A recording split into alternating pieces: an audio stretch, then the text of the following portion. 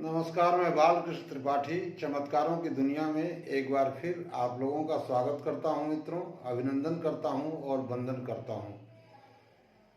मित्रों, आज के वीडियो में हम श्रीमद् भगवद गीता के अध्याय 5 के श्लोक नंबर 17, 18, 19 और 20 इस जो है वह 4 श्लोक के बारे में हम लोग बात करेंगे और यह समझने का प्रयास करेंगे कि इन श्लोकों का हमारे भौतिक जीवन में क्या उपयोग हो सकता है, क्या हम इन श्लोकों से सीख सकते हैं और सीख करके अपने जीवन को उन्नत बना सकते हैं, यह हम लोग जानने का प्रयास करेंगे। मित्रों, अभी तक यदि आप लोगों ने हमारे चैनल को सब्सक्राइब नहीं किया है तो कृपया चैनल को सब्सक्राइब करिए, लाइक करिए, शेयर करिए और कमेंट करिए। हमारा विशेष आग्रह है मित्रों आप लोगों से शेयर करने के लिए और कमेंट करने के लिए, और वीडियो यदि आप लोगों को अच्छी लगती है तो आप लोग सब्सक्राइब और शेयर भी जरूर करें। अब मित्रों, हम अपने विषय पर बात करते हैं। श्लोक नंबर 17। इस श्लोक में मित्रों जो है वह भगवान श्री कृष्ण जो है वह अर्जुन को बता रहे हैं कि ज्ञान योग के एकांत साधन का में कोई व्यक्ति रहता है तो उसका क्या परिणाम मिलता है। श्लोक कुछ इस प्रकार से है। तद्बुद्धयस्तदात्मान अस्तन्निष्ठास्तत्परायणाः गच्छन्त्य पुनरावृत्तिं ज्ञान निर्धूत कल्मषाः। यह श्लोक है। श्लोक का अर्थ मित्रों कुछ इस प्रकार से है कि भगवान श्री कृष्ण बता रहे हैं कि जिनका मन तद रूप हो रहा है, यानी जिस आदमी का मन तद रूप यानी उस भगवान के रूप में ही रमण कर रहा है, तद बुद्धय यानी तद्रूप हो रही है, उसकी बुद्धि भी जो है वह भगवान के रूप में ही समाहित है। तन्निष्ठा यानी जिनकी निरंतर जिस भगवान की एक ही भाव से स्थित है, तत्परायण पुरुष, और उसी को परायण है वह पुरुष। ऐसा पुरुष जो है वह ज्ञान के द्वारा पाप रहित होकर अपनी पुनरावृत्ति को, जो इस संसार में आना और जाना है, उसको समाप्त करके परम गति को प्राप्त होता है। यानी कैसा पुरुष? इस यहाँ पर इस श्लोक से मित्रों हम लोगों को क्या सीखना है? हम लोगों को ये सीखना है कि हमारी शरीर, मन, बुद्धि और निष्ठा जो है वह और उसी के परायण होना चाहिए। परम ब्रह्म परमेश्वर के ही परायण होना चाहिए, ब्रह्मांड के अनुरूप ही होना चाहिए।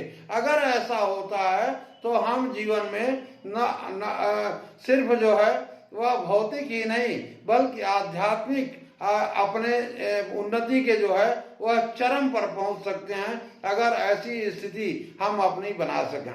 अब देखते हैं मित्रों हम श्लोक नंबर 18। विद्या विनय संपन्ने ब्राह्मणे गविहस्तिनी सुनि चैव स्वपाके च पंडिता समदर्शिनः। इस श्लोक में मित्रों जो है ज्ञानी महापुरुषों की समदृष्टि और स्थिति का तथा उनको परम गति प्राप्त होने के बारे में भगवान जो है वह बता रहे हैं। तो भगवान क्या कह रहे हैं कि ज्ञानी जन जिनके पास ज्ञान होता है, विद्या और विनय युक्त ब्राह्मण में तथा गौ, हाथी, कुत्ते और चांडाल में भी समदर्शी होते हैं, वह एक समान देखते हैं। वह चाहे विद्या और विनय से युक्त ब्राह्मण हो तथा गौ माता हो, हाथी हो, कुत्ता हो, चांडाल हो, सभी को एक समान यानी परब्रह्म परमेश्वर उनको मालूम है कि इन सभी में स्थित हैं। यानी इसके पहले के श्लोक में जो हम लोग पढ़े हैं कि तदात्मान तद्बुद्धय तन्निष्ठा, ये तीनों चीजें तभी हो पाएंगी जब हम इन चीजों में जो एक विनय युक्त ब्राह्मण में, गौ में, हाथी में, कुत्ते में कोई अंतर नहीं कर सकेंगे, तभी हम यह समझ सकेंगे कि यह सब एक समान है, समदर्शी होते हैं। यानी इस संसार में वह किसी भी चीज में, हर चीज में, हर वस्तु में भगवान को ही देखते हैं। और इस श्लोक से मित्रों हमें यह सीख लेना चाहिए कि यह पूरी सृष्टि, पूरी ब्रह्मांड ही ब्रह्मांड परम पिता परमेश्वर की संरचना है और हर जगह परम पिता परमेश्वर जो है वह विद्यमान है। अब हम देखते हैं मित्रों श्लोक नंबर 19। इहैव तैर्जितः सर्गो येषां साम्ये स्थितं मनः निर्दोषं हि समं ब्रह्म तस्माद् ब्रह्मणि ते स्थिताः।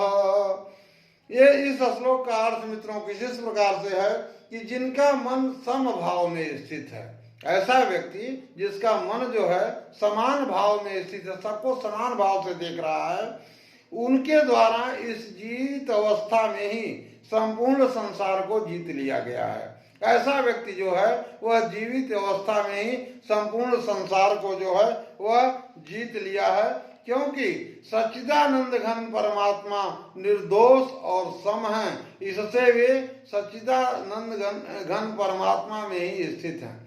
यानी अगर ऐसा व्यक्ति कर रहा है तो संसार को जीत लिया। ऐसा क्यों बताया जा रहा है, ऐसा भगवान श्री कृष्ण क्यों बता रहे हैं? क्योंकि जो परम पिता परमेश्वर हैं, इस ब्रह्मांड के मालिक हैं, इस ब्रह्मांड के रचयिता हैं, उनके अंदर भी यही गुण है कि वह परमात्मा भी जो है वह सम है, निर्दोष हैं और सम हैं, मतलब सभी चीजों को समान रूप से समदर्शी हैं। तो इस अगर ऐसी स्थिति, मन स्थिति में हम अपने को ढाल सकें तो इसका मतलब हम भी जो है परमात्मा में ही, हम मनुष्य भी परमात्मा में ही स्थित हैं। तो यहाँ पर हम लोगों को सीखने की चीज मित्रों क्या है कि हम लोगों को ये सीखना चाहिए कि हमें समभाव रखना चाहिए, समदर्शी होना चाहिए, क्योंकि सभी लोग जो है, जो भी जीव जंतु इस दुनिया में हैं, इस ब्रह्मांड में हैं, सबको जो है वह हमारे परम पिता परमेश्वर या ब्रह्मांड के रचयिता उन्होंने ही बनाया है और सब में वही विचरण कर रहे हैं। तो ऐसी स्थिति को यदि हम प्राप्त हो सके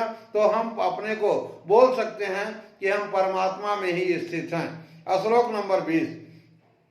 न प्रहिर्यख्ये न प्रहिर्से प्रियं प्राप्य नोद्विजित प्राप्य चाप्रियं स्थिरबुद्धिर्सम्मूढो ब्रह्मविद् ब्रह्मणि स्थितः। श्लोक नंबर 20 में भगवान यह बता रहे हैं कि प्रिय को प्राप्त होकर हर्षित नहीं होना, अपनी आपके मन चाही वस्तु प्राप्त हो गई तो उसको पा करके बहुत ज्यादा खुश न होना, अप्रिय को प्राप्त होकर और कोई चीज जो आप नहीं चाहते हैं ऐसी चीज आपको प्राप्त हुई तो उसको प्राप्त करके उद्युग्न न होना, स्थिर बुद्धि को स्थिर रखना और संशय रहित।